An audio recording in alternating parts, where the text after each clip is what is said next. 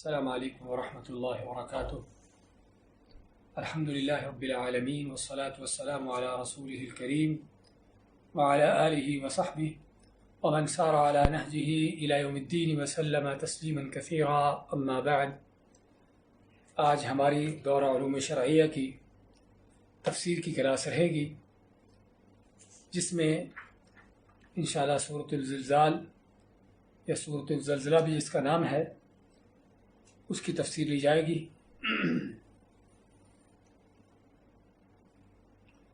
اعوذ باللہ من الشیطان الرجیم،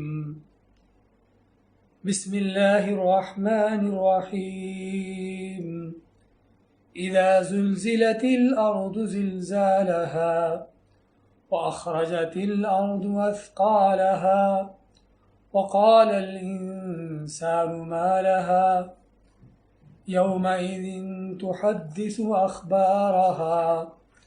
بأن ربك أوحى لها يومئذ يصدر الناس أشتاتا ليروا أعمالهم فمن يعمل مثقال ذرة خيرا يره ومن يعمل مثقال ذرة شرا يره۔ اذا زلزلت الارض زلزالها، اذا جب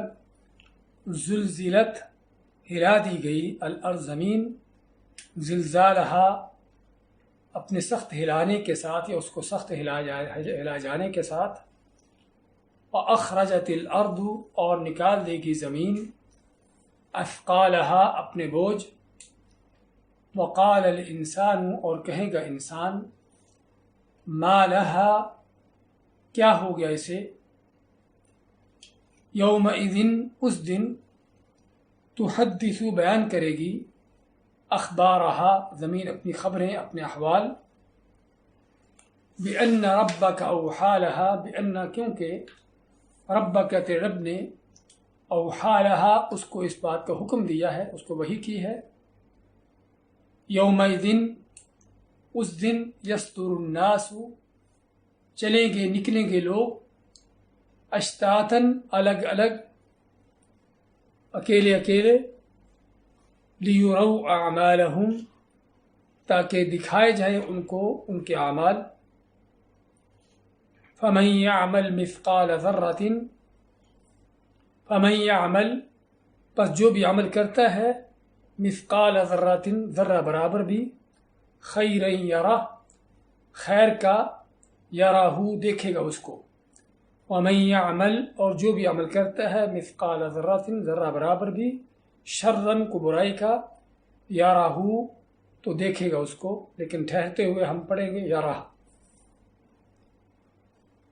تو یہ سورۃ الزلزال ہے یا سورۃ الزلزلہ بھی اس کا نام ہے، اور جس کے مکی اور مدنی ہونے میں اختلاف ہے۔ ہمارے یہاں عموماً مصاحف میں لکھا ہوتا ہے کہ مدنیہ ہے، کہ مدنی صورت ہے، لیکن بعض مصاحف میں آپ دیکھیں گے کہ اس کو مکی بھی لکھا ہوا ہے۔ تو اس صورت کے مکی اور مدنی ہونے میں اختلاف پایا جاتا ہے، اگرچہ اس کا موضوع جس طرح ہم دیکھ رہے ہیں کہ آخرت کا بیان ہے، قیامت کے بیان میں ہے، اور عموماً یہ موضوع مکی صورتوں کا ہوتا ہے، لیکن بعض علماء نے، جس طرح کہ ابن عباس رضی اللہ تعالیٰ عنہ کا قول ہے، اور اسی طرح بعض تابعین جس طرح کہ امام قتادہ کا قول ہے، فرماتے ہیں کہ یہ سورت مدنی ہے، اور وہ اس کو کس وجہ سے مدنی کہتے ہیں، اس کو مدنی کہنے کی جو حجت یا دلیل ہے، وہ ابو سعید خدری رضی اللہ تعالیٰ عنہ کی حدیث ہے، کہ جس میں انہوں نے رسول کریم صلی اللہ علیہ وسلم سے اس آیت کی تفسیر پوچھی، فَمَن يَعْمَلْ مِثْقَالَ ذَرَّةٍ خَيْرًا يَرَهُ وَمَن يَعْمَلْ مِثْقَالَ ذَرَّةٍ شَرًّا يَرَهُ، کہ اللہ کے نبی صلی اللہ علیہ وسلم کہ ہمارے بڑے بڑے گناہ بھی وہاں پر پیش ہوں گے، دکھائے جائیں گے؟ آپ وہاں کیوں نہیں؟ پھر انہوں نے فرمایا کہ ہمارے چھوٹے گناہ بھی سبھی ہم کو دکھائے جائیں گے، پیش ہوں گے؟ تو آپ فرماتے ہیں کہ ہاں یہ بھی آپ کو دکھائے جائیں گے۔ تو ابو سعید فرماتے ہیں کہ اللہ کے نبی صلی اللہ علیہ وسلم اگر ایسی بات ہے کہ پھر تو میں مارا گیا۔ آپ فرمایا کہ تمہیں معلوم ہونا چاہیے یا خوش ہو جاؤ کہ ہر نیکی 10 نیکیوں کے برابر ہے۔ برائی ایک ہی ہے لیکن نیکی 10 نیکیوں کے برابر ہے۔ تو اگر ایک نیکی 10 کے برابر بڑھ رہی ہے تو اس میں ایک مومن مسلمان کے لیے بشارت ہے کہ پھر اس کی نیکیاں یقینی طور پر اس کی برائیوں سے زیادہ ہوں گی۔ اور ابو سعید خدری رضی اللہ تعالیٰ عنہ یہ چھوٹے صحابہ میں سے ہیں، صغار صحابہ میں سے ہیں اور انصار میں سے ہیں، مدینہ والوں میں سے ہیں۔ جنگ احد کے بعد ان کی بلوغت ہوتی ہے، تو اس لیے بعض علماء کا کہنا ہے کہ چونکہ ابو سعید خدری انصاری ہیں، مدینہ کے لوگوں میں سے ہیں، تو یقینی طور پر رسول اکرم صلی اللہ علیہ وسلم سے جب انہوں نے یہ سورت سنی تو ابھی بچپن میں تھے، یعنی کہ ابھی بلوغت تک پہنچ رہے تھے، تو یہ سورت مدینہ میں نازل ہوئی۔ لیکن جو صحیح معلوم یہ ہوتا ہے اللہ عالم یہ سورت مکی ہے، کیونکہ موضوع کے اعتبار سے مکی ہے، اور ممکن ہے کہ ابو سعید خدری رضی اللہ تعالیٰ عنہ نے یہ سورت پہلی بار سنی ہو تو سننے پر نبی کریم علیہ السلام سے اس بات کا بیان کیا ہو کہ کس طرح سے اگر انسان کا ہر چھوٹا بڑا عمل اللہ کے ہاں پیش کیا جائے گا، اس کو دکھایا جائے گا، اس کا حساب ہوگا، تو پھر کیسے ہوگا؟ تو انہوں نے اس چیز کو آپ کے سامنے پیش کیا۔ تو علی کل حال موضوع کے اعتبار سے معلوم یہ ہوتا ہے کہ مکی صورتوں میں سے ہے، اور اس صورت کا موضوع جس طرح کہ ہم سن اور دیکھ رہے ہیں کہ جس میں اللہ نے قیامت کا بیان کیا ہے، صورت کو شروع کیا ہے قیامت کی ہولناکی بیان کرتے ہوئے، اور پھر کچھ ان چیزوں کا ذکر کیا ہے کہ جو قیامت کے دن ہونے والی ہیں، اور پھر انسان کا بیان کیا کہ انسان کا اس قیامت کے دن کیا حال ہوگا ان ہیبت ناکیوں کے عالم میں، اور پھر زمین کے حوالے سے بیان کیا کہ زمین کس طرح انسان کے ہر عمل پر گواہی دے گی اور کیسے گواہی دے گی۔ آج انشاءاللہ اس چیز کا بیان ہوگا کہ زمین جو کہ ایک بے جان چیز ہے، مٹی اور پتھر اور ریت اور اس طرح کی اعضاء ہیں، اس کے اجزاء ہیں، تو کیسے یہ انسان کے اعمال پر گواہ ہوگی، اور پھر اس کے بعد اس مرنے کے بعد دنیا سے جانے کے بعد انسان کی دوسری زندگی قیامت کے دن اللہ کے سامنے پیش ہونا، کھڑے ہونا، قبروں سے نکلنا، اور اس کا اعمال نامہ اس کے سامنے پیش کیا جانا، اور اس کے اعمال نامے کی تفصیلات، اس کی جزیات کا بیان کہ اس کا عمل نامہ جو ہے کس انداز سے ہر چھوٹی بڑی چیز اس میں درج ہوگی۔ تو یہ صورت جس طرح ہم دیکھتے ہیں کہ قیامت کے حوالے سے اور آخرت کے حوالے سے ہے، اور انسان کو بعض اہم چیزوں کی تنبیہ کر رہی ہے۔ اللہ تعالیٰ اذا زلزلت الارض زلزالها، اس سے پہلے کہ ہم اس کی تفسیر شروع کریں، آپ دیکھیں گے اکثر تفسیروں میں اس سورت کی فضیلت کے بارے میں کچھ احادیث درج ہیں، جن میں سے ایک یہ بھی ہے کہ یہ سورت جو ہے نصف قرآن کے برابر ہے، آدھے قرآن کے برابر ہے، اور بعض روایتوں میں قرآن کے چوتھائی حصے کے برابر ہے، لیکن یہ ساری حدیثیں ضعیف ہیں، بلکہ سخت ضعیف ہیں، اس لیے ان میں سے کسی حدیث پر اعتبار نہیں کیا جا سکتا۔ تو چنانچہ اس سورت کی فضیلت میں کوئی صحیح حدیث ثابت نہیں ہے، اور اسی ضمن میں اسی مناسبت سے یہ ذکر کرنا ضروری ہوگا کہ قرآن کریم کی صورتوں کی فضائل میں یا فضیلتوں میں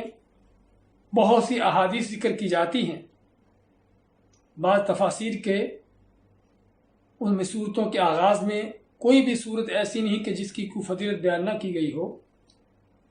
تو اس ضمن میں معلوم ہونا چاہیے کہ صورتوں کی فضیلتوں میں اکثر و بیشتر حدیثیں جو روایت کی جاتی ہیں وہ حدیثیں ضعیف ہیں، بلکہ ضعیف نہیں، اکثر و بیشتر من گھڑت حدیثیں ہیں۔ جیسے کہ سورہ یاسین کے بارے میں کہا جاتا ہے کہ قرآن کا دل ہے، سورۃ الرحمن کے بارے میں کہا جاتا ہے کہ قرآن کی دلہن ہے، اور اس طرح کی کئی ایک احادیث۔ تو یہ حدیثیں بالکل من گھڑت اور جھوٹی حدیثیں ہیں، لیکن اس کے ساتھ ساتھ کچھ صورتیں ہیں، کچھ آیات ہیں کہ جن کے بارے میں صحیح احادیث ثابت ہیں، صحیح بخاری مسلم کی اور دوسری کتابوں کی صحیح احادیث ہیں، جس طرح کہ سورۃ فاتحہ ہے، سورہ بقرہ ہے، سورہ آل عمران ہے، سورہ اخلاص ہے، جس کے بارے میں نبی صلی اللہ علیہ وسلم کا فرمان ہے کہ انھا تعدل ثلث القرآن، کہ سورہ اخلاص جو ہے قرآن کے تہائی حصے کے برابر ہے۔ معوذتین کی فضیلت ہے۔ تو کہنے کا مقصد بعض چند ایک صورتیں ہیں کہ جن کی فضیلت میں صحیح احادیث وارد ہیں، لیکن اکثر و بیشتر جو صورتوں کی فضیلت کے بارے میں احادیث آتی ہیں وہ ضعیف بلکہ من گھڑت ہیں۔ اور ہم پہلے بھی ذکر کرتے رہتے ہیں کہ کسی حدیث کے ضعیف ہونے کا معنی کیا ہے، کہ وہ چیز جو کہ اللہ کے نبی صلی اللہ علیہ وسلم سے ثابت نہیں ہے، آپ سے اس کا ثبوت نہیں ہے، اور جب آپ سے اس کا ثبوت نہیں ہے تو ہمیں پھر جائز بھی نہیں کہ ہم اس چیز کو اللہ کے نبی صلی اللہ علیہ وسلم کی طرف منسوب کریں۔ اور اگر یہ کہا جاتا ہے کہ من گھڑت ہے، جس کو عربی میں موضوع کہتے ہیں، موضوع یا من گھڑت ہے، تو وہ تو بالکل خود ساختہ من گھڑت چیز ہوتی ہے کہ جس کو نبی صلی اللہ علیہ وسلم کی طرف نسبت کرنا بالکل سرے سے حرام ہے اور ناجائز ہے۔ تو علی کل حال حدیثوں کے حوالے سے ہمیشہ ان باتوں کا خیال کرنے کی ضرورت ہے کہ آدمی وہی حدیث لے، اسی کو قبول کرے، اس پر عمل کرے کہ جو نبی صلی اللہ علیہ وسلم سے ثابت ہو، صحیح سند کے ساتھ آپ سے ملتی ہو، اور علماء حدیث نے جس کو صحیح قرار دیا ہو، تاکہ ہم کہیں ایسا نہ ہو کہ نبی کریم صلی اللہ علیہ وسلم کی طرف ایسی بات منسوب کر دیں کہ جو آپ کی بات نہیں ہے، اور یہ کام بہت گھناؤنا جرم ہے۔ صحیح بخاری مسلم کی احادیث میں نبی صلی اللہ علیہ وسلم کا فرمان ہے، من تعمد علی الکذب فلیتبوأ مقعدہ من النار، کہ جو آدمی جان بوجھ کر میری طرف جھوٹ منسوب کرتا ہے، جھوٹی بات کہتا ہے، تو اپنا ٹھکانہ جہنم میں بنا لے۔ اب یہ تو وہ شخص ہے کہ جس نے جھوٹ گھڑا، یہ جھوٹی حدیث بیان کی، یہ جھوٹی حدیث اپنی طرف سے گھڑ کے آگے بیان کی، اور جو آدمی ایسی حدیث جو کہ آپ سے ثابت نہیں ہے اس کو بھی آپ کی طرف منسوب کرتا ہے، وہ بھی آپ پاتے ہیں کہ احد الکاذبین، وہ بھی دو جھوٹوں میں سے ایک جھوٹا ہے۔ تو اس لیے حدیث کی روایت کے حوالے سے بہت اس چیز کی احتیاط کی ضرورت ہے کہ ہم ہمیشہ کوشش کریں صحیح احادیث کو لینے کی، اسی پر عمل کرنے کی، اسی کو روایت کرنے کی، تاکہ نبی اکرم صلی اللہ علیہ وسلم کی طرف ایسی بات منسوب نہ کی جائے کہ جو آپ سے ثابت نہیں ہے۔ تو اس کی تفسیر کے حوالے سے اللہ تعالیٰ کا فرمان اذا زلزلت الارض زلزالها، اذا جب، یعنی یاد کرو کہ جب، زلزلت الارض ہلا دی جائے گی زمین، زلزالها سخت جھٹکے کے ساتھ، زمین کو سخت ترین جھٹکے کے ساتھ ہلا دیا جائے گا۔ اور زلزلہ کیا ہے؟ زلزلہ کا لفظ ہی دو لام اور دو زا اس میں آتے ہیں۔ اس میں علماء فرماتے ہیں کہ اس طرح کے الفاظ معنی ہی کسی چیز کے بار بار ہونے کا دیتے ہیں، کہ کسی چیز کو پے در پے حرکت دیا جانا، زور زور سے اس کو حرکت دیا جانا۔ تو زلزلت ہلا دی جائے گی، یعنی زور سے جھٹکوں کے ساتھ ہلا دی جائے گی، الارض زمین، اور زمین کے ساتھ ارض کے ساتھ ال لگنا اس بات کی دلیل ہے کہ پوری کی پوری روح زمین ہی ہلا دی جائے گی۔ ویسے تو زلزلے زمین پر آتے رہتے ہیں جب سے اللہ نے زمین کو پیدا کیا ہے، کبھی تھوڑے، کبھی زیادہ، کبھی چھوٹے، کبھی بڑے، لیکن یہ وہ زلزلہ ہے کہ جو پوری روح زمین کے لیے ہے۔ عموماً قیامت سے پہلے کے جو زلزلے ہیں وہ علاقائی ہوتے ہیں، کسی خاص علاقے کے ساتھ ہوتے ہیں، کہ جو چند کلومیٹروں تک یا چند سو میلوں تک جس کا اثر ہوتا ہے، اور ہم اسی میں دیکھتے ہیں کہ کیا تباہیاں مچتی ہیں، کس انداز سے پورے کے پورے شہر جو ہے تہس نہس اور نیست و نابود ہو جاتے ہیں معمولی سے اس زلزلے کے ساتھ، کہ جس کی رفتار جو ہے عام طور پر زیادہ سے زیادہ 7 پوائنٹ کچھ ہوتی ہے، لیکن اس کے باوجود بھی کس انداز سے ہر چیز تہ بالا ہو جاتی ہے، صرف اس ایک علاقے، چند زمین کے ایک خطے پر زلزلہ قائم ہونے کی وجہ سے۔ تو کہ قیامت کے دن کا زلزلہ کہ جس میں اللہ ماتا ہے الارض پوری روئے زمین کو ہلا دیا جائے گا، اور پھر اس کے ہلانے کا اس کی کیفیت بیان کی گئی کہ اسے کیسے ہلائی جائے گی۔ زلزالہا، زلزالہ کا لفظ جو ہے اس کو تاکید کے لیے لایا گیا ہے کہ بڑی شدت کے ساتھ، بڑے زور کے ساتھ ایک تو پوری روئے زمین کے لیے زلزلہ ہوگا، جس طرح کہ اپنے عباس رضی اللہ عنہ فرماتے ہیں کہ زمین کو نیچے سے اوپر تک پوری روئے زمین کو ہلا دیا جائے گا، یعنی کوئی خطہ، کوئی ایسی جگہ نہ ہوگی جو اس زلزلے سے بچ جائے گی۔ اور پھر اس زلزلے کا انداز کیا ہوگا، کیفیت کیا ہوگی کہ بہت شدید زلزلہ، جس زلزلے کے بارے میں اللہ تعالیٰ سورۃ حج کی پہلی آیت میں فرماتا ہے یا ایھا الناس اتقوا ربکم ان زلزلۃ الساعۃ شیء عظیم، اے لوگو ڈر جو اپنے رب سے، ان زلزلۃ الساعۃ، بے شک قیامت کا زلزلہ جو ہے، شیء عظیم، بہت بڑی بات ہے، بہت بڑی چیز ہے۔ تو ہمیں اس سے قیامت کی ہولناکی کا اندازہ ہوتا ہے کہ جس دن پوری روئے زمین کو تہبالہ کر دیا جائے گا، اور اس انداز سے پوری طرح سے اس کو ہلا دیا جائے گا، اور صرف ہلا نہیں دیا جائے گا بلکہ پوری روئے زمین کی کیفیت ہی کو بدل دیا جائے گا، جس طرح کہ اللہ فرماتا ہے سورہ ابراہیم میں یوم تبدل الارض غیر الارض والسماوات، کہ قیامت کا وہ دن کہ جس زمین کو اس زمین کے علاوہ دوسری زمین سے بدل دیا جائے گا، اور آسمان بھی بدل دیے جائیں گے۔ اور رسول کریم صلی اللہ علیہ وسلم نے فرمایا زمین کے حوالے سے کہ زمین کو اس انداز سے ہموار برابر کر دیا جائے گا، اس میں کوئی اونچ نیچ، کوئی یعنی کہ کسی طرح کی کوئی پہاڑ، کوئی وادی، کوئی کھائی کھڈ، کوئی ایسی چیز باقی نہ رہے گی، بلکہ کیا ہوگا، قاعا صفصفا لا تری فیہا عوجا ولا امتا، ایسی برابر ہو جائے گی کہ جس میں کوئی اونچائی، کوئی نیچی چیز نہیں ہوگی، بلکہ جس طرح دوسری حدیث میں آپ کا فرمان ہے کہ کل خبزۃ البیضاء، سفید روٹی کی طرح اللہ تعالیٰ پوری زمین کو برابر کر دے گا۔ تو اسی سے ہمیں صرف جب زمین کی اس کیفیت سے پتہ چلتا ہے کہ قیامت کی کیا ہولناکی ہے، قیامت کس قدر ہے بتناک اور خوفناک ایک وہ چیز ہے، ایک وہ مرحلہ ہے کہ جس سے ہر انسان کو گزرنا ہے، مومن ہو یا کافر ہو، بادشاہ ہو یا فقیر ہو، مرد ہو یا عورت ہو، کیسا بھی شخص کیوں نہ ہو، ہر انسان کو اس قیامت کے مرحلے سے گزرنا ہے۔ تو اللہ فرماتا ہے کہ اذا زلزلت الارض زلزالہا، کہ جس دن زمین کو سخت ترین جھٹکوں کے ساتھ ہلا دیا جائے گا۔ اب یہ ہلانے کا سلسلہ کب ہوگا؟ ہم قیامت کے حوالے سے پڑھتے جانتے ہیں کہ اللہ نے قرآن کریم میں قیامت کے بارے میں 2 سوروں کا ذکر کیا ہے، 2 سور پھونکے جائیں گے، جس طرح کہ سورہ زمر کی آخری آیات میں اللہ فرماتا ہے وَنُفِخَ فِي الصُّورِ فَصَعِقَ مَنْ فِي السَّمَاوَاتِ وَمَنْ فِي الْأَرْضِ إِلَّا مَنْ شَاءَ اللَّهُ ثُمَّ نُفِخَ فِيهِ أُخْرَى فَإِذَا هُمْ قِيَامٌ يَنظُرُونَ، کہ سور میں پھونکا جائے گا، اس سور پھونکا جانے سے کیا ہوگا، فَصَعِقَ مَنْ فِي السَّمَاوَاتِ وَمَنْ فِي الْأَرْضِ إِلَّا مَنْ شَاءَ اللَّهُ، کہ جو بھی کوئی آسمانوں میں ہے یا زمینوں میں ہے کہ سبھی کے سبھی بے ہوش ہو کر ختم ہو جائیں گے، سوائے کہ جس کو اللہ تعالیٰ چاہے۔ اور پھر ثُمَّ نُفِخَ فِيهِ أُخْرَى، پھر دوسرا سور پھونکا جائے گا، فَإِذَا هُمْ قِيَامٌ يَنظُرُونَ، کہ جس دوسرا سور پھونکا جانے سے کیا ہوگا، لوگ کھڑے ہوئے دیکھ رہے ہوں گے۔ تو کہنے کا مقصد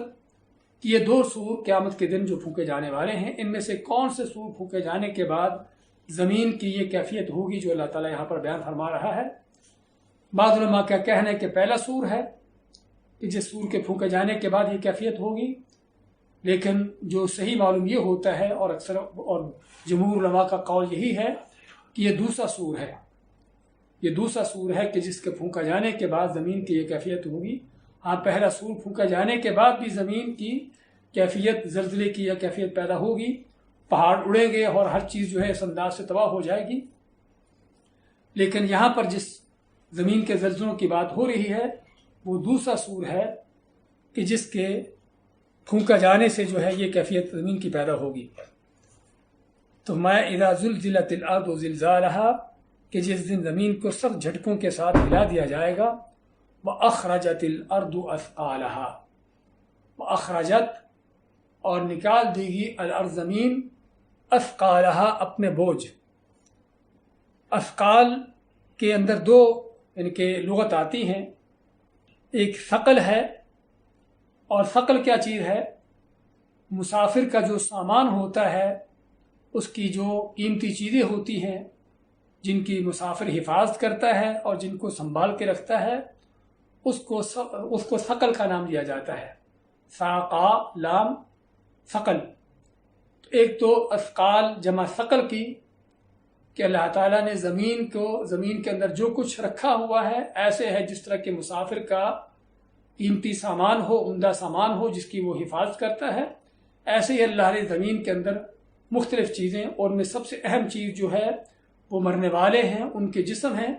جن کو زمین کے اندر محفوظ کیا ہے، رکھا ہے۔ اور اسی طرح زمین کے اندر جو اور مختلف چیزیں ہیں، اس کی معدنیات ہیں، اس کے خزانے ہیں، اور بلکہ اس سے مزید بڑھ کر انسان کے کیے ہوئے اعمال اور اقوال ہیں جو اس زمین کے اندر ریکارڈ ہیں۔ یہ سبھی زمین کے کیا ہیں؟ ثقل ہیں۔ جس طرح کہ مسافر کا قیمتی اور عمدہ سامان ہوتا ہے، ایسے ہی اللہ نے زمین کے اندر بھی ان چیزوں کو محفوظ کیا ہوا ہے۔ اور دوسرا ثقل کا لفظ جو ہے یا اثقال جو ہے، یہ ثقل سے ہو سکتا ہے، یعنی ثقل یا ثقل یا ثقل۔ ثقل کیا ہے؟ ثقل کے معنی بوجھ، اور اسی لیے عموماً ترجمہ کیا کیا جاتا ہے کہ جب زمین اپنے بوجھ نکال دے گی، تو یہ بوجھ کا لفظ جو ہے ثقل سے آتا ہے۔ اور اگر ثقل کا معنی لیا جاتا ہے تو ثقل کیا ہوتا ہے کہ جو عورت کے پیٹ میں بچہ ہوتا ہے اس کا بوجھ عورت کے لیے کیا ہے؟ وہ ثقل ہے، جس کو حمل کیا نام دیا جاتا ہے۔ تو لیکن مراد جو کیا ہے اس سے، یعنی ہم ثقل بھی لیں یا ثقل بھی لیں، تو مراد اس سے زمین کے اندر جو کچھ اللہ نے محفوظ کیا ہے، جو رکھا ہے، اور اس میں سب سے اہم ترین چیز جو ہے وہ مرنے والے لوگ ہیں کہ جو زمین میں دفن ہیں، چاہے اپنے پوری جسموں کے ساتھ محفوظ ہیں یا ان کے ذرات ان کے جسم جو ہے زمین کے ذرات میں مل چکے ہیں۔ اللہ ان کو نکالے گا، زمین کے اندر مختلف طرح کے خزانے نکالے گا، جس طرح کہ صحیح مسلم کی حدیث میں ہے۔ ابو ہریرہ رضی اللہ تعالیٰ عنہ روایت فرماتے ہیں کہ نبی اکرم صلی اللہ علیہ وسلم نے فرمایا، تقی الارض افلاذ کبدها امثال الاسطوانات من الذهب والفضہ، کہ زمین جو ہے اپنے اندر جو اس کے اللہ نے جو چیزیں محفوظ کی ہیں، ان کو قیامت کے دن جو ہے وہ ان کے سلیبوں کی طرح سونے اور چاندی کے سلیبوں کی طرح ان چیزوں کو نکال دے گی۔ تو چنانچہ لوگ قبروں سے نکل کر محشر کے میدان کی طرف چلتے ہوئے دیکھیں گے، سونا دیکھیں گے، چاندی دیکھیں گے، مختلف طرح کے خزانے دیکھیں گے، اور ساتھ ساتھ کہیں گے، قاتل کہے گا کہ یہ وہ خزانہ ہے، یہ وہ مال ہے کہ جس کی وجہ سے میں نے کسی کو قتل کیا۔ چوری کرنے والا کہے گا کہ یہ وہ مال ہے کہ جو میں نے کسی کا چوری کیا تھا، جس وجہ سے میرا ہاتھ کٹا۔ جس نے کسی کے ساتھ قطع رحمی کی ہے، تعلق توڑے ہیں، وہ اس مال کو دیکھ کر کہے گا کہ یہ وہ مال ہے کہ جس کی وجہ سے میں نے اپنے رشتہ داروں، اپنے خاندان، اپنے عزیز و اقارب سے تعلقات کو توڑا۔ یعنی لوگ اس دن اس مال و دولت کو، ان خزانوں کو دیکھیں گے، لیکن دیکھنے کا انداز کیا ہوگا؟ حسرت اور افسوس کرنا، نہ کہ ان خزانوں کو اٹھانا، حاصل کرنا، سمیٹنا، جو کہ آج انسانوں کی، لوگوں کی دنیا میں حال ہے اس کو ان کا۔ قیامت کے دن یہ کیفیت بدلی ہوگی، تو کیا ہوگا؟ لوگ بڑے بڑے خزانے زمین کے دیکھیں گے، اس کی تہ پر پڑے ہوئے، اس کے اوپر پڑے ہوئے، لیکن کو اٹھانے کے بجائے ان کو دیکھے گا حسرت اور افسوس کرتے ہوئے، اپنے کیے ہوئے اعمال پر ندامت کرتے ہوئے کہ میں نے کیا یہ مال تھا جس وجہ سے کسی کو قتل کیا، کسی کی چوری کی، کسی کے ساتھ قطع رحمی کی، کسی پر ظلم کیا۔ تو یہ وہ زمین کے خزانے ہیں جو زمین کے اپنے نکالے گی کہ یومئذ واخرجت الارض اثقالها، اور زمین نکالے گی اپنے خزانوں کو۔ اور اسی ملتی جلتی آیت دوسری صورت میں، صورت انشقاق میں، اللہ تعالیٰ کیا فرماتا ہے؟ وَأَلْقَتْ مَا فِيهَا وَتَخَلَّتْ، کہ زمین جو کچھ اس میں ہے وہ نکال پھینکے گی اور خالی ہو جائے گی۔ تو زمین کے اندر سے مردے نکلیں گے، مردوں کو نکال دے گی زمین، اور سبھی زمین سے نکل کر اللہ کی بارگاہ میں حاضر ہونے کے لیے محشر کے میدان کی طرف دوڑ رہے ہوں گے، اور زمین اپنے خزانوں کو نکال دے گی، اور اسی طرح زمین کے اندر جو کچھ اللہ نے ریکارڈ کیے ہوئے ہیں انسان کے اعمال و اقوال، ان سبھی کو نکال دے گی۔ تو ما اخرجت الارض، اور نکال دے گی زمین، اثقالہا، اپنے بوجھ یا اس کے اندر جو یعنی کہ جو چیزیں، جو سامان اللہ نے محفوظ کیا تھا، آج قیامت کے دن ہر چیز زمین نکال دے گی۔ وقال الانسان ما لہا، اب زمین کے اس طرح زوردار جھٹکے، اس کے زلزلے، ان چیزوں کو دیکھ کر انسان کیا کہے گا؟ وقال الانسان، اور کہے گا انسان، ما لہا، اسے کیا ہو گیا؟ کہ زمین کہ جو بڑی برقرار تھی، بڑی پرسکون تھی، جس پر ہم رہتے بستے تھے، چلتے پھرتے تھے، اور دنیا کے مختلف طرح کے کام کاج ہم نپٹاتے تھے، آج اس زمین کو کیا ہو گیا کہ پوری کی پوری وہ زمین ہی اس انداز سے ہل رہی ہے اور جھٹکے کھا رہی ہے۔ اب یہ کون سا انسان ہے جو یہ کہنے والا ہے؟ ہاں، ممکن ہے کہ سبھی انسان ہی ہوں، کیونکہ بعید نہیں کہ حتیٰ کہ مومن بھی جب اچانک زمین کی یہ کیفیت دیکھے گا تو اس پر بھی ایک ہیبت طاری ہوگی،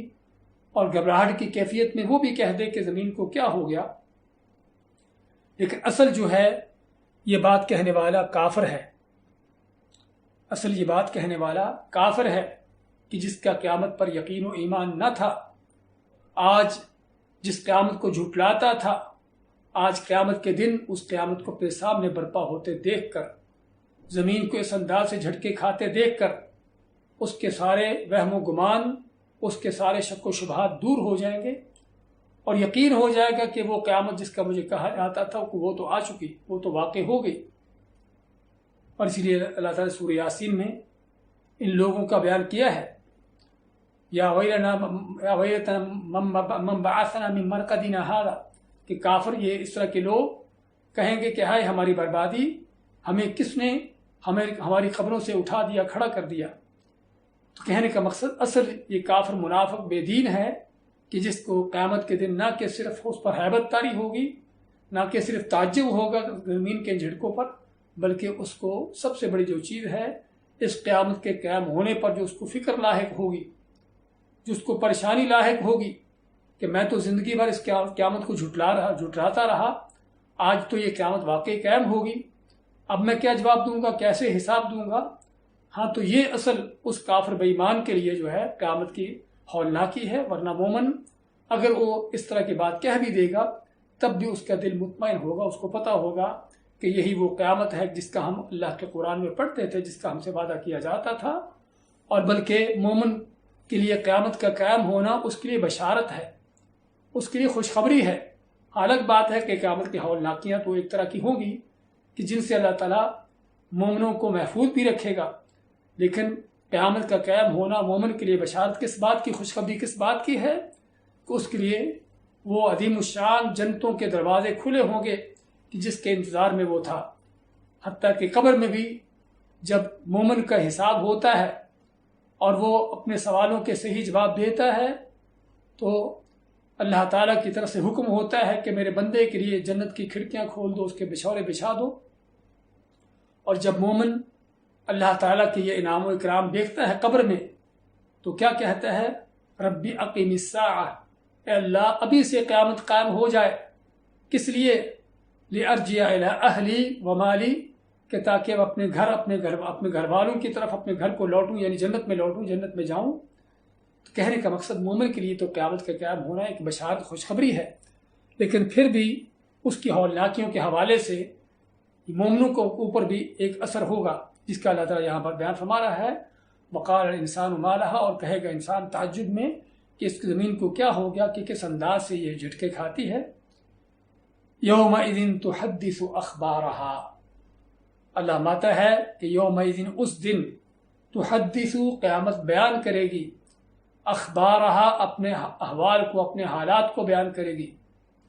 اخبار جمع خبر کی، کہ قیامت اس دن اپنے حالات بیان کرے گی کہ اس زمین کے اوپر، زمین اس دن اپنے حالات کو بیان کرے گی کہ اس زمین کی تہہ پر، اس کی سطح پر کیا ہوتا رہا،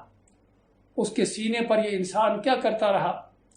کون سے انسان نے کس وقت میں کس جگہ پر کون سا عمل کیا ہے۔ جس طرح کہ ترمذی کی صحیح حدیث میں نبی صلی اللہ علیہ وسلم نے فرمایا،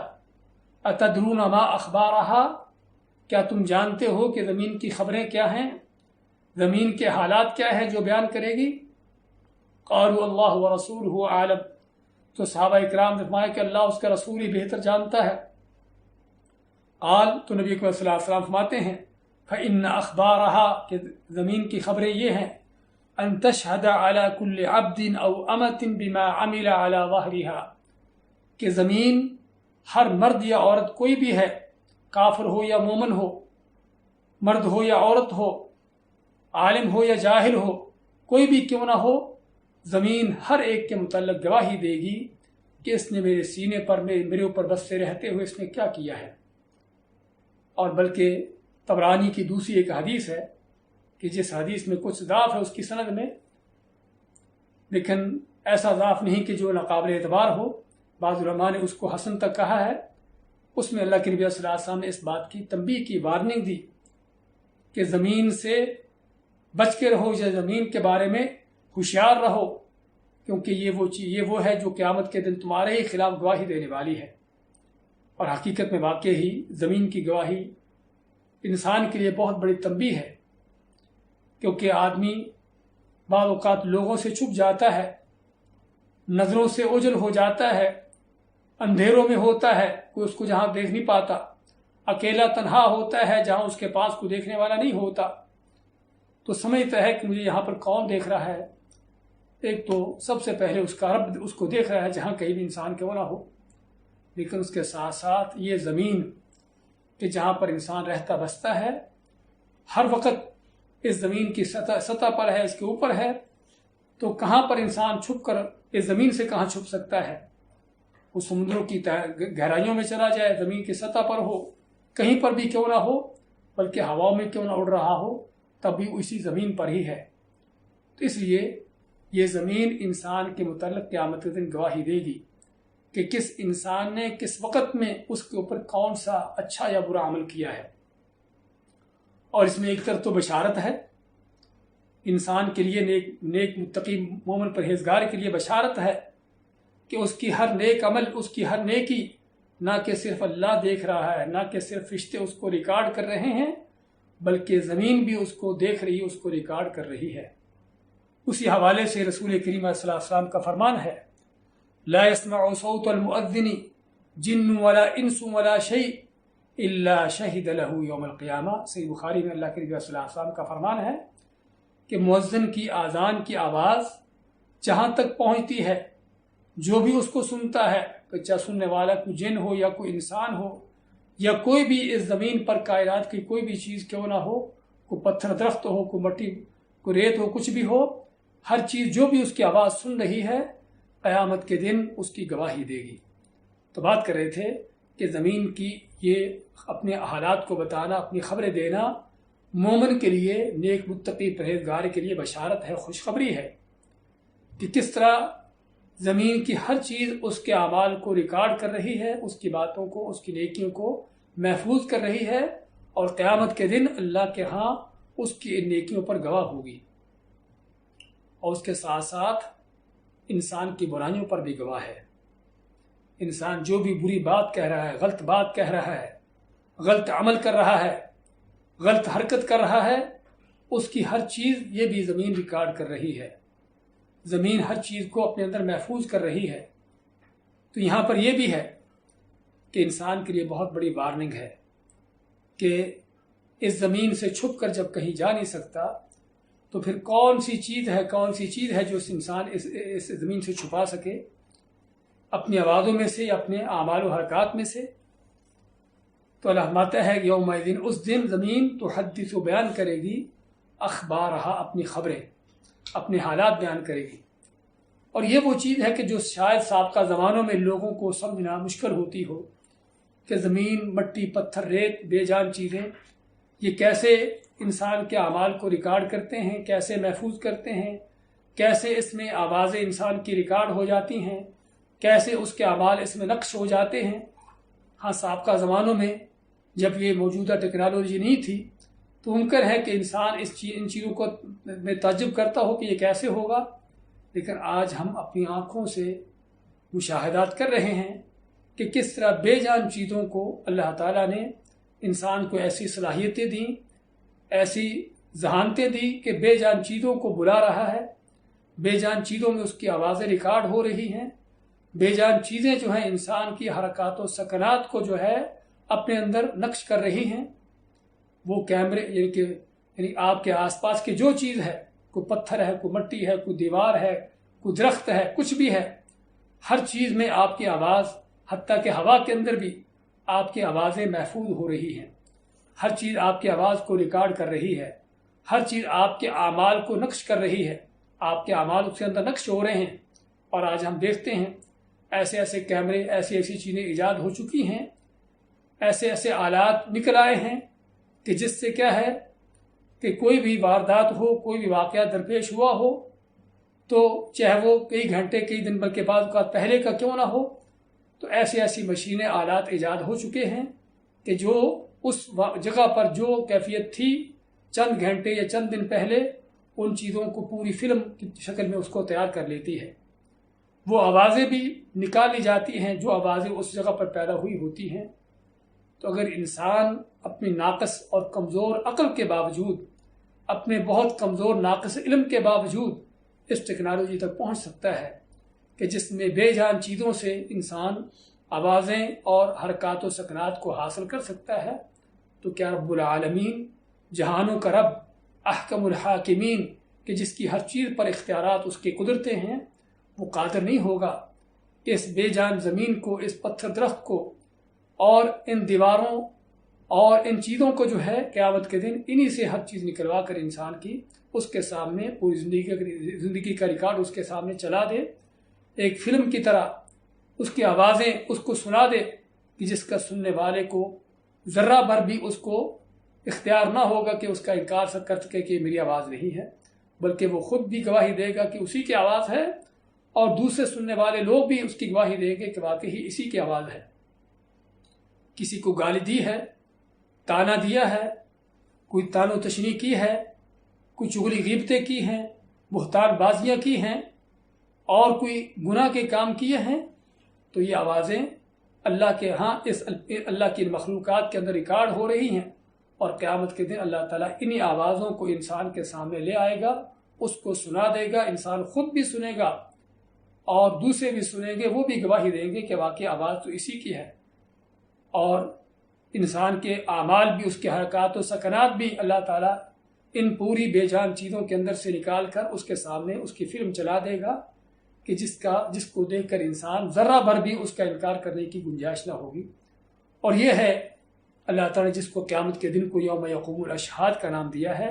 کہ قیامت کا وہ دن کہ جو گواہوں کے کھڑے ہونے کا دن ہے۔ گواہوں کے کھڑے ہونے کا دن، وہ گواہ مختلف طرح کے ہیں۔ اللہ تعالیٰ خود بھی سب سے پہلے گواہ ہے، اس کے فرشتے بھی کرام الکاتبین بھی گواہ ہیں جو اس کے ریکارڈ لکھ رہے ہیں، اور انسان خود بھی اپنے اعمال پر گواہ ہے۔ اور قیامت کے دن حتیٰ کہ انسان کے اعضاء ہی بول بول کر بتائیں گے کہ ہم نے کیا کیا ہے، آنکھیں بول کر بتائیں گی کہ ہم نے کیا دیکھا ہے، کان بول کر بتائیں گے کہ ہم نے کیا سنا ہے، زبان بول کر بتائے گی کہ میں کیا کہتی بولتی رہی ہوں، اور اسی طرح انسان کا ہر ایک عضو جو ہے اس کی چمڑی تک بول بول کے بتائے گی کہ ہم سے کیا ہوتا رہا اور ہم کیا کرتے رہے ہیں۔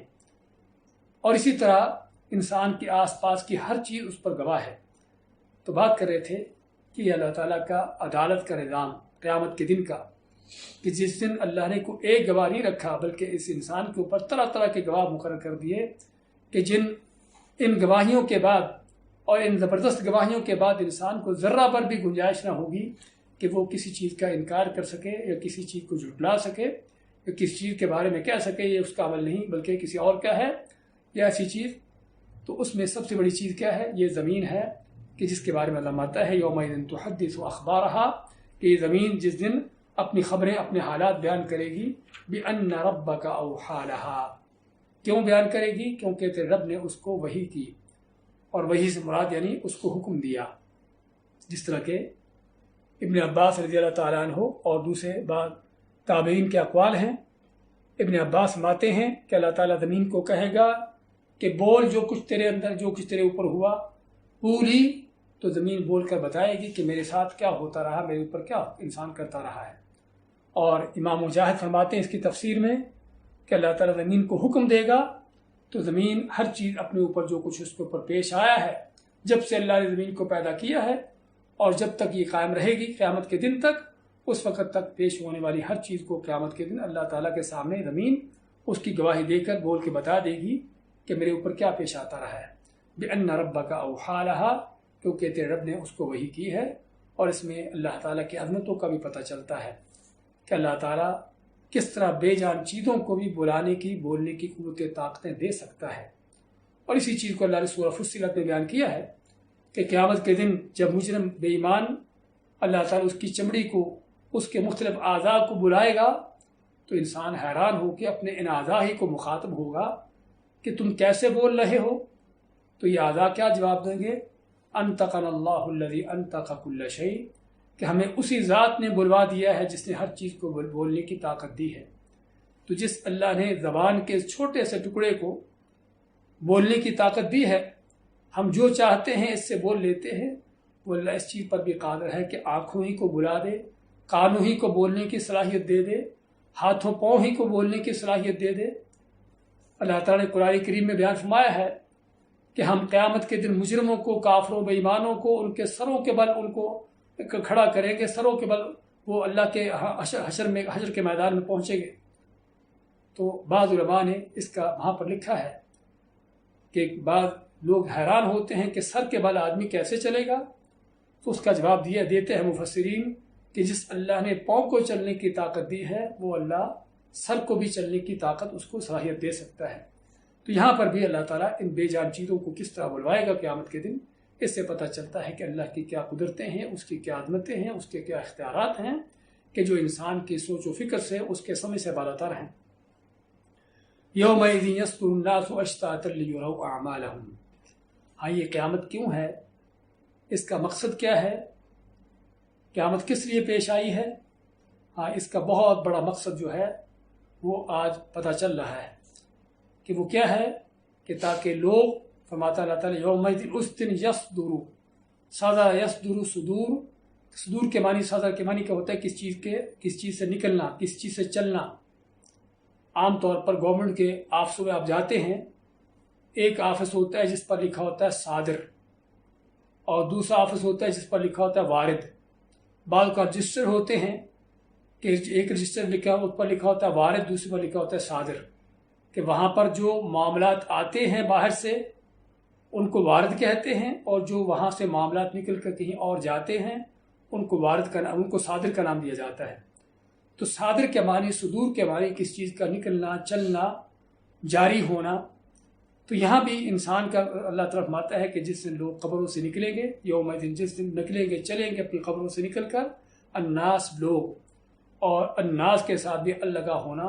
کہ سبھی کے سبھی لوگ، کافر ہو یا مومن ہو، کیسا بھی کیوں نہ ہو، سبھی کے سبھی لوگ نکل کر اپنی قبروں سے چلیں گے، نکلیں گے، اشتاتن، الگ الگ۔ اور اشتاتن کے دو معنی کیے جاتے ہیں، علماء نے دو معنی کیے ہیں کہ الگ الگ کے معنی اکیلے اکیلے بھی، اور اکیلے اکیلے ہونا بھی قرآن کریم میں بعض آیات میں یہ اس معنی کو بیان کیا گیا ہے، جس طرح کہ سورۃ الانعام کے اللہ تعالیٰ فرماتا ہے وَلَقَدْ جِئْتُمُونَا فُرَادَىٰ كَمَا خَلَقْنَاكُمْ أَوَّلَ مَرَّةٍ وَتَرَكْتُم مَّا خَوَّلْنَاكُمْ وَرَاءَ ظُهُورِكُمْ، اور یقیناً تم ہمارے پاس آئے ہو اکیلے اکیلے،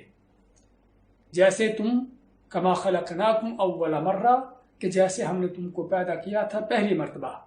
پہلی مرتبہ سے مراد جب انسان ماں کے پیٹ سے پیدا ہوتا ہے، اکیلا ہی دنیا میں آتا ہے،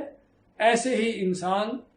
کا جب قبر سے نکلے گا تو اس وقت قبر سے نکلنے کے بعد بھی اللہ کے ہاں اکیلے اکیلے سبھی لوگ اللہ کے سامنے پیش ہوں گے، اللہ کے ہاں جا رہے ہوں گے۔ اور اسی چیز کو سورہ مریم اور دوسری جگہوں پر بھی بیان کیا گیا ہے، وَيَأْتِينَا فَرْدًا، اور یہ انسان ہمارے پاس اکیلا آئے گا۔ تو ایک تو اشتاتن کے معنی اکیلے اکیلے ہونا، اور دوسرا اشتاتن کے معنی یعنی کہ الگ الگ جماعتوں، گروہوں میں ہونا، یعنی الگ الگ ہونا۔ چاہے الگ الگ ضروری نہیں اکیلا ہو، ممکن ہے کہ وہ اس کے ساتھ دوسرے لوگ ہوں، لیکن ایک ہی جماعت، ایک ہی طرح کے لوگ، ایک ہی جماعت اور ایک ہی طرح کے لوگوں کو اللہ تعالیٰ ان کو الگ الگ کر دے گا، مومنوں کو الگ، کافروں کو الگ۔ مومنوں میں سے ہر طرح کے جو ان کے مخصوص لوگ ہوں گے، علماء کی جماعت الگ ہوگی، مجاہدین کی جماعت الگ ہوگی۔ اس طرح کافروں کے اندر بھی، ان کے اندر بھی سود خوروں کا ٹولہ الگ ہوگا اور چوروں ڈاکوؤں کا ٹولہ الگ ہوگا. اس انداز سے قرآن کریم میں جس کی تائید آتی ہے تو اللہ فرماتا ہے کہ جس دن تم کو یوم یصدر الناس اشتاتا، کہ جس دن لوگ نکلیں گے چلیں گے الگ الگ یا اکیلے اکیلے، اور الگ الگ یعنی جماعتوں کے اندر ہونے کا بھی قرآن کریم میں کئی جگہوں پر ذکر آیا ہے. جس طرح فرماتا ہے یوم نحشر المتقین الی الرحمن وفدا ونسوق المجرمین الی جہنم وردا، کہ جس دن فرماتا اللہ تعالیٰ کہ ہم اکٹھا کریں گے متقین کو، مومنوں کو، تقوی پرہیزگاری کرنے والوں کو رحمان کی طرف، ان کو لائیں گے وفدن، وفد کی شکل میں، ان کو عزت و احترام کے ساتھ، اکرام کے ساتھ. وَنَسُوقُ الْمُجْرِمِينَ إِلَى جَهَنَّمَ وِرْدًا، اور ہانکیں گے مجرموں کو جہنم کی طرف، ان کو پیاسے اور اس انداز سے. تو یہاں پر واضح ہے کہ مومنوں کا گروہ الگ ہے اور کافر و مجرموں کا گروہ الگ ہے، اور اسی طرح مختلف طرح ان کے ٹولے اور جماعتیں. تو یہ معنی اشتاتن کہ جس دن لوگ چلیں گے نکلیں گے اپنی قبروں سے اشتاتن الگ الگ یا اکیلے اکیلے، لیُرَوْا أَعْمَالَهُمْ، لیُرَوْا تاکہ ان کو دکھائے جائیں، تاکہ ان کو دکھائے جائیں اعمالہم ان کے عمل، زندگی بھر میں جو عمل کر کے آئے تھے اچھے برے. تو قیامت کا مقصد کیا ہے؟ قیامت کا برپا کرنے کا مقصد یہ ہے کہ تاکہ اس دن حساب و کتاب ہو، اس دن جزا سزا ہو. لیکن اس جزا سزا سے پہلے اللہ تعالیٰ نے کیا ہے کہ انسان کے جو اعمال اس نے دنیا بھر میں زندگی بھر میں کیے ہیں ان سبھی کو ریکارڈ کیا ہوا ہے. اِنَّا كُنَّا نَسْتَنسِخُ مَا كُنْتُمْ تَعْمَلُونَ، اللہ فرماتا ہے کہ یہ ہماری کتاب ہے کہ جو تمہارے اوپر ہر چیز کی حق کے ساتھ گواہی دیتی ہے. کیوں؟ کس لیے کہ ہم دنیا میں جو تم کہتے کرتے تھے اس کو اپنی فرشتوں سے لکھواتے تھے. تو انسان کی ہر چیز کو آج ریکارڈ کیا جا رہا ہے. ما يلفظ من قول الا لديه رقیب عتید، کہ انسان جو بھی لفظ زبان سے نکالتا ہے اچھا ہو یا برا ہو، بلکہ حتیٰ کہ وہ چیزیں بھی جس کا اچھائی برائی سے تعلق نہیں بھی ہوتا، اللہ ہر چیز کو ریکارڈ کروا رہا ہے، فرشتے ہر چیز کو لکھ رہے ہیں. تو قیامت کے دن یہی اعمال نامہ اس کے سامنے پیش کیا جائے گا. لیُرَوْا أَعْمَالَهُمْ، تاکہ ان کو ان کے اعمال نامے پیش کیے جائیں، ان کو ان کے اعمال دکھائے جائیں. اور یہ اعمال نامے کیسے ہوں گے، کس باریکی کے ساتھ ہوں گے، اللہ تعالیٰ اس کا آگے بیان فرماتا ہے فَمَن يَعْمَلْ مِثْقَالَ ذَرَّةٍ خَيْرًا يَرَهُ وَمَن يَعْمَلْ مِثْقَالَ ذَرَّةٍ شَرًّا يَرَهُ. فَمَن يَعْمَلْ، پس جو عمل کرتا ہے، مثقال ذرۃ، ذرہ برابر بھی، مثقال یا تو ثقل سے کہ برابر، ذرۃ ذرہ برابر بھی کوئی عمل کرتا ہے، خیرًا نیکی کا، بھلائی کا، کوئی نیکی بھلائی کا ذرہ برابر بھی عمل کرتا ہے، یراہ تو اسے بھی دیکھ لے گا، اسے بھی اپنے سامنے پائے گا، اپنے اعمال نامے لکھا ہوا پائے گا. وَمَن يَعْمَلْ مِثْقَالَ ذَرَّةٍ، اور جو عمل کرتا ہے ذرہ برابر بھی، شرًا کسی برائی کا، برا عمل کرتا ہے، یراہ تو اس کو بھی اپنے سامنے دیکھ لے گا. یہ ہے اللہ کا اعمال نامہ، اللہ کے ہاں اللہ کا تیار کیا ہوا ریکارڈ، کہ جس میں ذرہ برابر. اور ذرہ کیا چیز ہے؟ ذرہ کے علماء نے دو معنی کیے ہیں عموماً. ایک تو وہ ذرہ ہے جس کو ہم ذرے کا نام دیتے ہیں، کہ جو ہوا میں گرد و غبار کے ذرات اڑتے ہیں، اور عموماً جو ہمیں کسی کھڑکی یا روشن دان وغیرہ سے دھوپ میں نظر آتے ہیں. تو یہ ذرات کہ جو عام حالات میں آنکھوں سے شاید نظر بھی نہ آتے ہوں سوائے اس دھوپ کے، تو یہ ذرہ برابر جو معمولی سی چیز ہے، اتنا بھی کوئی عمل انسان کا ہے نیکی یا برائی کا، وہ بھی اس میں ریکارڈ ہے، وہ بھی اس میں درج ہے اور لکھا ہوا ہے. اور دوسرا ذرے کا معنی کیا بعض علماء نے، ذرہ سے مراد یعنی ذر، اور ذر سے مراد یعنی چونٹی. اور چونٹی بھی مختلف طرح کی ہوتی ہے. ایک وہ چونٹی ہے جو بالکل چھوٹی ہوتی ہے، ایک عام چونٹیاں ہوتی ہیں، اور ایک بالکل چھوٹی سی چونٹی ہوتی ہے جس کو ذر کا نام دیا جاتا ہے. تو ذرہ سے مراد چاہے وہ چھوٹی چونٹی لے لیں، یا ذرہ سے مراد یہ ہوا میں اڑنے والے گرد و غبار کے ذرات لے لیں، کچھ بھی ہے، دونوں ہی چیزیں بہت معمولی سی ہیں، چھوٹی سی ہیں. تو اللہ ماتا ہے کہ انسان اس دن دیکھے گا کہ جو اس نے ذرہ برابر بھی خیر کا کام، نیکی کا کام کیا ہے، تو اس کے ریکارڈ نامے، اس کے اعمال نامے میں اس موجود پائے گا. اور جو اس نے ذرہ برابری کی برائی کا عمل کیا ہے تو اس کو بھی وہاں پر موجود پائے گا. اور یہ وہ چیز ہے جسے قرآن کریم میں اللہ نے جگہ جگہ بیان کیا ہے. اللہ تعالیٰ دوسری آیت میں آتا ہے وَإِن كَانَ مِثْقَالَ حَبَّةٍ مِّنْ خَرْدَلٍ آتَيْنَا بِهَا وَكَفَىٰ بِنَا حَاسِبِينَ. اگر کوئی سرسوں کے دانے کے برابر بھی کوئی چیز ہے، آتَيْنَا بِهَا، تو ہم اس کو بھی لے آئیں گے، وہ بھی اس میں موجود ہوگی. اور دوسری آیت میں اللہ تعالیٰ کا فرمان، انسان کیا کہے گا، ما لهذا الكتاب لا يغادر صغيرة ولا كبيرة الا احصاها، انسان کہے گا کہ یہ کیسا اعمال نامہ ہے، یہ کیسا ریکارڈ ہے کہ جس میں کوئی چھوٹی چیز نہ کوئی بڑی چیز، بلکہ ہر چیز اس میں درج ہے، ہر چیز اس میں ریکارڈ ہے۔ اور اسی لیے نبی کریم صلی اللہ علیہ وسلم نے اس چیز پر تنبیہ کرتے ہوئے فرمایا، جس طرح کہ ام المؤمنین عائشہ کی حدیث ہے، آپ فرماتے ہیں عائشہ کو کہ عائشہ ایاکی ومحقرات الامور اور محقرات الذنوب، عائشہ گناہوں کو چھوٹا سمجھ کر کو معمولی نہ جانو کہ ان کو کرتے چلے جاؤ، بلکہ ان سے بچو، چھوٹے گناہوں سے بچنے کی کوشش کرو۔ فإن لها من اللہ طالبا، کیونکہ قیامت کے دن ان کا بھی مطالبہ ہوگا، ان کی بھی پوچھ گچھ ہوگی۔ اور اللہ تعالیٰ حدیث قدسی میں فرماتا ہے، جس طرح کہ صحیح مسلم کی حدیث ہے، اللہ فرماتا ہے یا عبادی انما ہی اعمالکم احصیها لکم، اے میرے بندوں کہ یہ تمہارے ہی عمل ہیں جن کو میں تم پر ریکارڈ کر رہا ہوں، لکھ رہا ہوں، درج کر رہا ہوں۔ ثم اوفیکم ایاہا، پھر تمہیں اس کا پورا بدلہ دوں گا، یعنی قیامت کے دن۔ فمن وجد خیرا فلیحمد اللہ، تو قیامت کے دن اگر کوئی خیر پاتا ہے تو اللہ تعالیٰ کا اس پر شکر ادا کرے۔ ومن وجد غیر ذلک فلا یلومن الا نفسہ، اور اگر کوئی خیر کے علاوہ کوئی دوسری چیز پاتا ہے تو پھر اپنے آپ کی ہی ملامت کرے کہ اسی کا گناہ ہے، اسی کا جرم ہے۔ اور یہ آیتیں حقیقت میں بہت بڑی تنبیہ ہے انسان کے لیے کہ جب ایک ذرہ برابر بھی انسان کا عمل اللہ کے ہاں ریکارڈ ہو رہا ہے تو کس قدر ضرورت ہے انسان کو اپنے اعمال کی حفاظت کرنے کی، ان کی دیکھ بھال کرنے کی، ان کو جانچنے کی، ان کا جائزہ لینے کی کہ میں اپنے ریکارڈ نامے میں، اپنے اعمال نامے میں کیا لکھوا رہا ہوں، اللہ کو کیا پیش کر رہا ہوں۔ اور نبی صلی اللہ علیہ وسلم ان باتوں کی تنبیہ کرتے ہوئے فرمایا اتقوا النار ولو بشق تمرہ، صحیح بخاری کی حدیث میں آپ فرماتے ہیں کہ لوگوں ڈر جاؤ، آگ سے بچنے کی کوشش کرو، چاہے آدھی کھجور بھی دے کر کیوں نہ ہو۔ تو کہنے کا مقصد یہ آیتیں انسان کو تنبیہ کرتی ہیں اس بات کی کہ انسان کی ہر چیز جب ریکارڈ ہو رہی ہے تو ہمیں کس قدر ضرورت ہے اپنے اعمال کا محاسبہ کرنے کی، ان کا جائزہ لینے کی۔ اور یہاں پر ایک قابل غور چیز جو سمجھنے والی وہ یہ ہے، اور یہ اشکال پیدا ہوتی ہے اور ہونی بھی چاہیے، ذہن میں آنی چاہیے، کہ اگر ذرے برابر بھی کوئی چیز ریکارڈ ہو رہی ہے اعمال نامے میں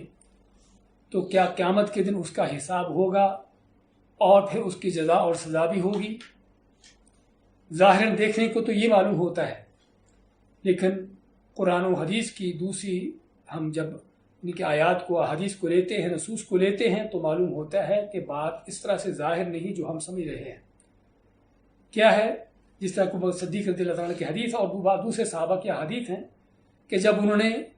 ہر عمل کے درج ہونے کا اور ہر عمل کے محاسبے کا پڑھا، اس بات پر فکر مند ہوئے کہ اللہ کے نبی صلی اللہ علیہ وسلم جب ہر بات پر پکڑ ہوگی، ہر چیز کا محاسبہ ہوگا تو کیسے ہوگا؟ تو آپ ابو بکر کو فرماتے ہیں، ابو بکر کیا تم کو تکلیف بیماری نہیں آتی؟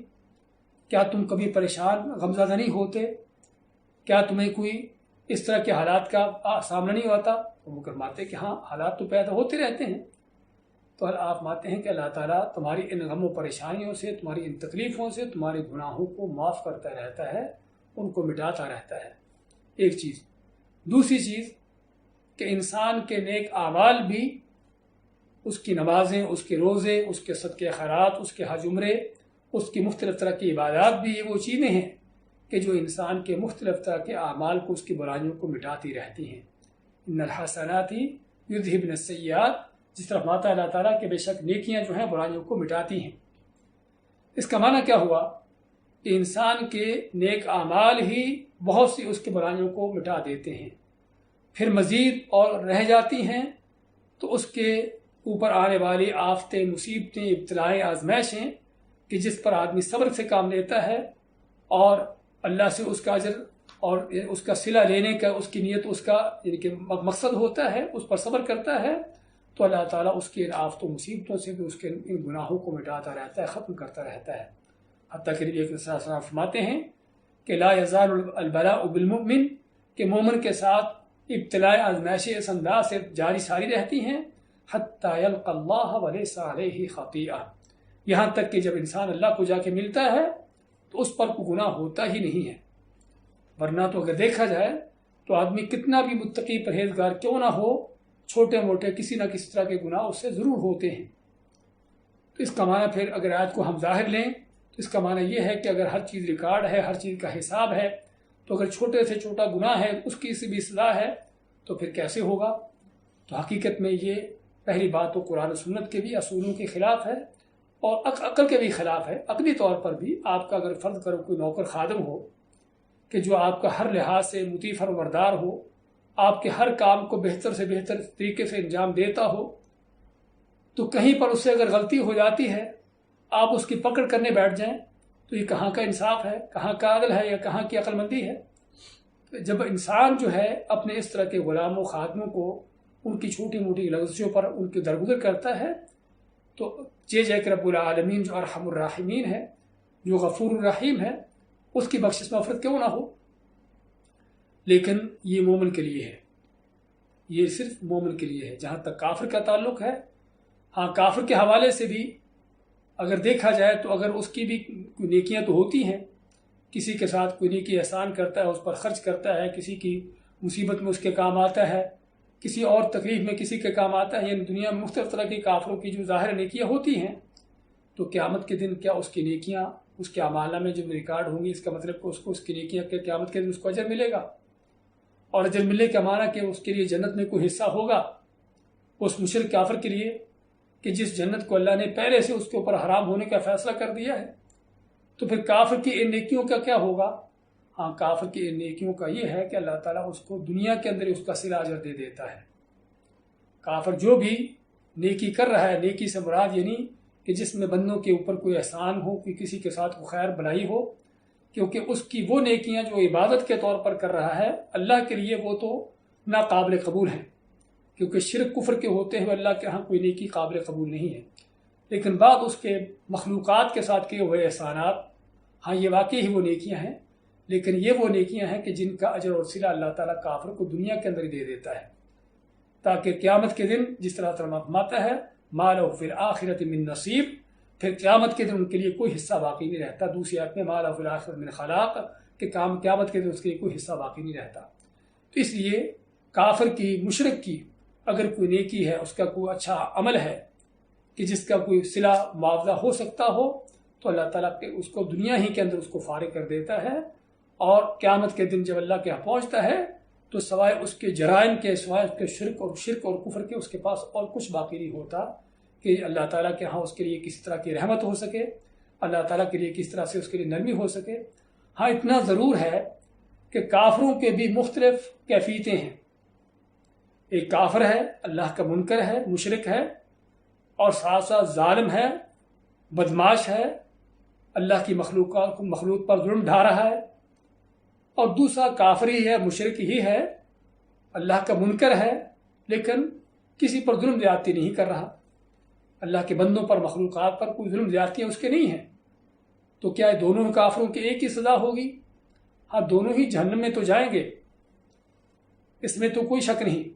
لیکن جہنم میں بھی مختلف درکات ہیں، مختلف طرح کے اس کے عذاب ہیں۔ اس لیے ابو طالب آپ صلی اللہ علیہ وسلم کا چچا کہ جس نے زندگی بھر آپ کی خدمت کی، تو آپ سے جب پوچھا گیا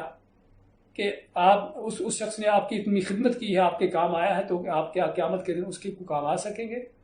تو آپ مانتے ہیں کہ اللہ تعالیٰ میری سفارش کی وجہ سے اس کے لیے جہنم کا عذاب ہلکا کر دے گا، یہ نہیں کہ جہنم سے نکال دے گا، یہ تو ناممکن ہے، کیونکہ اللہ نے کافر مشرک کے لیے جہنم کی حتمی ہونا، دو ٹوک ہونا، اس کے لیے فیصلہ کر دیا ہے۔ لیکن یہ ضرور ہے کہ آپ صلی اللہ علیہ وسلم کی سفارش کی وجہ سے، آپ کی شفاعت کی وجہ سے اللہ تعالیٰ اس کے لیے عذاب کم کر دے گا۔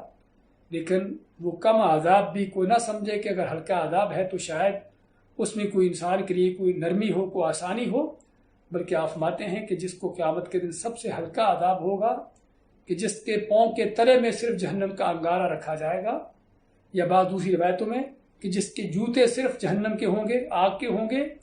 کہ جس سے اس کا دماغ ایسے کھولے گا،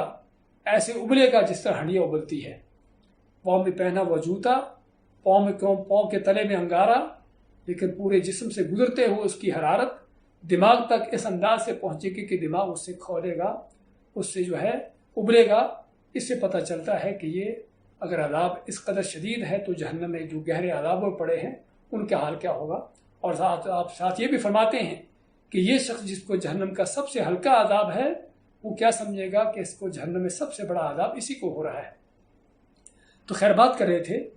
کہ اس میں اللہ تعالیٰ کا جو فرمان ہے فَمَن يَعْمَلْ مِثْقَالَ ذَرَّةٍ خَيْرًا يَرَهُ، کہ جس نے ذرہ بھر بھی نیکی خیر کی ہوگی اس کو دیکھے گا، وَمَن يَعْمَلْ مِثْقَالَ ذَرَّةٍ شَرًّا يَرَهُ، اور جس نے ذرہ بھر بھی کوئی نیکی خیر کی ہوگی اس کو دیکھے گا۔ تو دیکھنے کے لحاظ سے ریکارڈ میں تو ہر چیز محفوظ ہوگی، لیکن صلے کے بدلے کے لحاظ سے جس طرح ہم نے وضاحت کی ہے وہ وضاحت سامنے رکھنا ضروری ہے کہ اللہ تعالیٰ نیک متقی پرہیزگاروں کے ان کے گناہوں کو، چھوٹے موٹے گناہوں کو اللہ تعالیٰ دنیا میں ہی معاف کرتا رہتا ہے، اس کی نیکیوں سے، اس کی آفتوں سے، اور بعض وہ چیزیں ہیں جو کبیرہ گناہ ہوتے ہیں جو اس کی توبہ سے معاف ہو جاتے ہیں، اور بعض وہ بھی گناہ ہیں کہ اگرچہ کبیرہ گناہ ہیں لیکن اللہ تعالیٰ اپنے فضل سے اس کو معاف کر دیتا ہے، یا کسی اپنے نبی رسول کی، کسی اللہ کے نیک بندے کی سفارش سے اس کی معافی ہو جاتی ہے۔ تو کہنے کا مقصد کہ یہ وہ لوگ ہیں کہ جن کے اللہ تعالیٰ نے جن کے لیے جنت لکھی ہے، جن کو اللہ تعالیٰ نے عذاب سے محفوظ کرنا ہے، تو ان کے لیے اس طرح سے ہے، لیکن شرط یہ ہے کہ ان کی نیکیاں برائیوں سے زیادہ، برائیاں تھوڑی ہوں، نیکیاں زیادہ ہوں، نیکیوں کا پلڑا بھاری ہو۔ اور اس کے مد مقابل اسی طرح سے مشرک و کافروں کے حوالے سے بھی اگر کوئی نیکی ہے تو دنیا میں ان کی نیکی کا اجر مل جاتا ہے، اور قیامت کے دن سوائے ان کے لیے عذاب کے اور باقی کچھ نہیں رہتا۔ اور یہ آیتیں ہیں جس آیت کے بارے میں نبی صلی اللہ علیہ وسلم فرمایا، آپ سے پوچھا گیا، آپ نے بلکہ ذکر فرماتے ہیں کہ الخیل لثلاثۃ رجل، لثلاثۃ، کہ گھوڑے تین طرح کے لوگوں کے لیے ہوتے ہیں، لرجل اجر ولرجل ستر ولرجل وعلی رجل وزر، ایک آدمی کے لیے گھوڑے کا رکھنے کا اجر ہوتا ہے، اور دوسرا اس کے لیے پردہ پوشی کا ذریعہ ہوتا ہے، یعنی اس کی ضرورت کام آتا ہے، اور تیسرے کے لیے گھوڑا اس کے لیے گناہ کا ذریعہ ہوتا ہے۔ پھر آپ نے اس کی وضاحت بیان کی کہ کس طرح سے، جس کے لیے اجر ہے کیوں اجر ہے، جس کے لیے اس طرح کیوں اجر۔ تو اس کے بعد کسی نے آپ سے پوچھا کہ اللہ کے نبی صلی اللہ علیہ وسلم گدھوں کے متعلق کیا ہے، کہ اگر کسی نے گھوڑا نہیں بلکہ گدھا پالا ہو اللہ کی راہ میں جہاد کے لیے یا کسی اللہ کے دین کی خدمت کے لیے، تو اس کے لیے بھی کیا اجر ہوگا؟ تو آپ نے فرمایا کہ مجھے ما انزل اللہ علیہ فیہا الا هذه الآیۃ الفاضۃ الجامعہ، کہ اللہ تعالیٰ نے مجھ پر اس سے بڑھ کر کوئی آیت کہ جو انوکھی بھی ہے اور جامع ترین بھی ہے، اس سے بڑھ کر کوئی آیت نازل نہیں کی۔ وہ آیت کیا ہے؟ فَمَن يَعْمَلْ مِثْقَالَ ذَرَّةٍ خَيْرًا يَرَهُ، کہ جو بھی ذرہ بھر نیکی کرتا ہے اس کو دیکھ لے گا، وَمَن يَعْمَلْ مِثْقَالَ ذَرَّةٍ شَرًّا يَرَهُ، اور جو بھی ذرہ بھر برائی کرتا ہے اس کو بھی دیکھ لے گا۔ تو یہ ہے سورۃ الزلزال۔ حقیقت میں جو بڑی سبق آموز ضرورت ہے کہ ہمیں صرف نہ اس کو پڑھنے سننے کی حد تک بلکہ اس کو ضرورت ہے اپنے دلوں میں اتارنے کی، اپنی زندگی میں عمل میں لانے کی۔ دوبارہ دیکھیے اس کی معنی کو، اذا زلزلت الارض زلزالها، جب زمین کو سخت جھٹکوں کے ساتھ ہلا دیا جائے گا، واخرجت الارض اثقالها، اور نکال دے گی زمین اپنے بوجھ، وقال الانسان ما لها، اور انسان کہے گا کہ اس کو کیا ہو گیا، یومئذ تحدث اخبارها، کہ جس دن زمین اپنی خبریں بیان کرے گی، اپنے حالات بیان کرے گی، بأن ربک اوحی لها، کیونکہ تیرے رب نے اس کو وحی کی ہے، یومئذ یصدر الناس اشتاتا لیروا اعمالهم، جس دن چلیں گے نکلیں گے لوگ اشتاتن، اکیلے اکیلے الگ الگ، لیروا اعمالهم، تاکہ ان کو ان کے اعمال دکھائے جائیں۔ فمن یعمل مثقال ذرۃ خیرا یرہ، پس جو ذرہ برابر بھی نیکی کا عمل کرتا ہے اس کو دیکھ لے گا، ومن یعمل مثقال ذرۃ شرا یرہ، اور جو ذرہ برابر بھی برا عمل کرتا ہے اس کو بھی دیکھ لے گا۔ بارک اللہ فیکم وجزاکم اللہ خیر۔